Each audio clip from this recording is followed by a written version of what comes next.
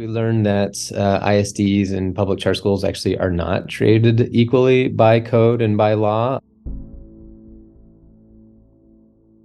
I was frankly really surprised because we're all public schools. There's a lot of very subtle nuances in the code that can make it more costly and more time intensive for us to build buildings. There's lots of different fees that charter schools have to pay, fees that ISDs would not have to pay, but we had to pay. Definitely we're in the six figures. It was, $200,000 to $300,000, maybe even a little bit more. That's a couple teachers I could have in classrooms and serving kids. We recently expanded to Pflugerville, and our lead time for the development was every bit of 24 or even 30 months, which it used to be 12 to 18 months to kind of get a permit. It just got longer and longer and more cumbersome. And frankly, we never got a really good why as to why we were being treated differently and taking longer. We just got a lot of emails not really answered and just kind of stonewalling and just kind of shrug of shoulders like, yeah, well, sorry. Like I've got to open school in August and I've got a lot of kids. Like I can't tell them just, sorry, we got to open buildings on time. Frankly, as we've seen firsthand, we've seen a lot of people who are opponents of charters try to influence city officials to basically stop us from building buildings, which is crazy. It's not about kids. It's not about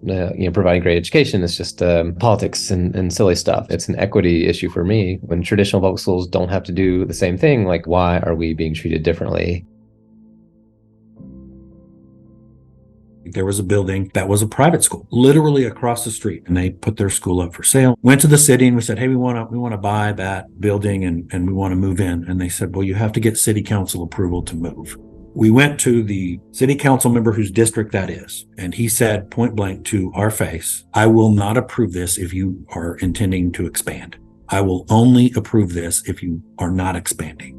We went to city council to move our school across the street, and two city council members voted against us. One of the city council members on video said the following: I have not read this file.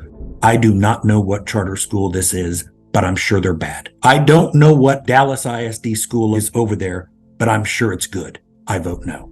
Now, I don't mind a no vote, but I would like it at least to be an informed no vote. Not knowing who we are, not knowing our name, not knowing what schools are out there is nonsense political stuff. And again, that just hurts kids. By the way, that permission lasts for 5 years. Every 5 years, we have to go back and ask if we can continue to serve underserved students in Dallas. Dallas ISD does not have to do that. We purchased that property about 8 years ago with the goal of one day building a school system there. All we wanted to do was zone the 20 acres that we own in that city from agriculture to school.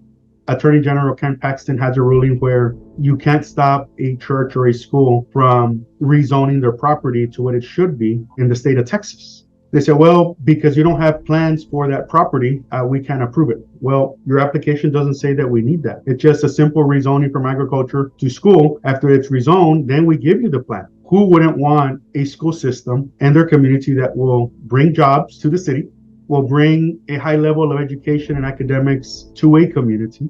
I met with the Alamo mayor, I met with the San Juan mayor, with the FAR mayor, with the Edinburgh mayor. These four mayors opened their doors along with their city managers. I shared with them our comparable data to all the school systems that are around us, especially here in Hidalgo County. And they said, you're right there at number one, number two for associate degrees that you provide your students. Our mayor said, look, you're educating the workforce of tomorrow. I'm still pending the mission mayor, which is where we want to build a new campus. And I've tried to set up meetings with her and they've turned me down. And all I want to do is go present on our impact that we have on the communities that we serve. That's it.